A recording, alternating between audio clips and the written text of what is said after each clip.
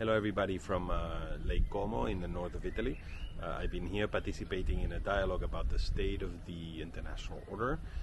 My own contribution has been an analysis on the state of affairs that basically has three core points and one overarching reflection, which is the following: that we're entering into a multipolar world, one that we haven't really inhabited for over 100 years, because we're moving.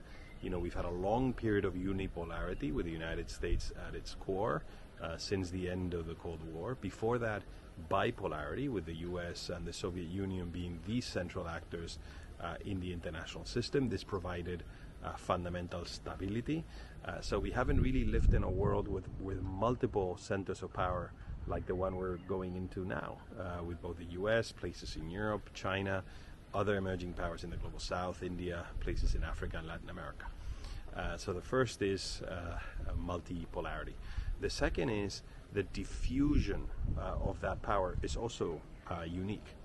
It's moved from west to east, and again, that we haven't seen in a very long time. You have to go back to before the Opium Wars and the 19th century to see the East host centers of power of relevance like the ones that we see today.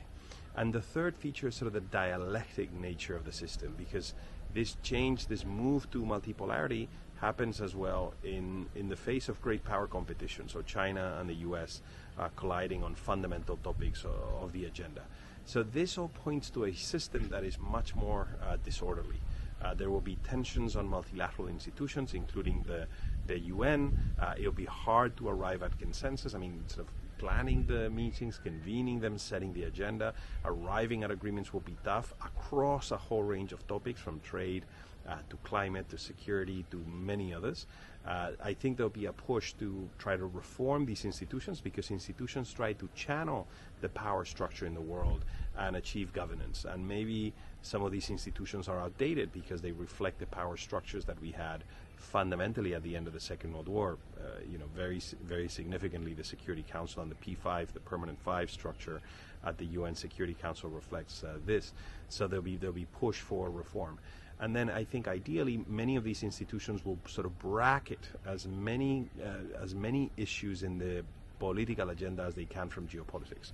So try to keep on doing development stuff, security, migration issues that are sometimes highly political but can be maybe bracketed from the geopolitics, because if not, it's going to be very tough for them to perform their mission. So, multipolar, highly diffuse, dialectic, international environment that is going to require a lot of diplomacy, a lot of bridge building, and a lot of bracketing of fundamental areas of governance from geopolitics. Thank you, everybody. Bye-bye.